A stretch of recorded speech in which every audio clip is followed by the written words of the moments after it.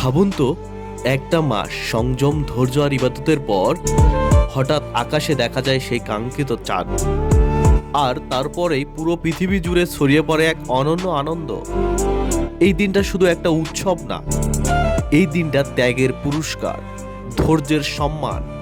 ঈদের সকাল, নতুন পোশাক, সুগন্ধি আর মুখে হাসি, আর মাঠের পথে হাজারো মানুষের একসাথে হেঁটে চলা, ঈদগাহের দিকে নামাজ আদায়ের জন্য একসাথে দাঁড়ানো, একসাথে সিজদা, একসাথে দোয়া।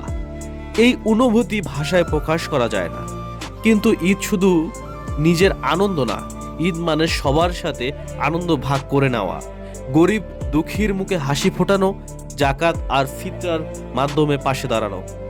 আজকের এই বিশেষ দিনেই চলুন আমরা সবাই একটা প্রতিজ্ঞা করি, ভালোবাসা ছাড়বো, ক্ষমা করব, আর সবসময় মানুষের পাশে থাকব।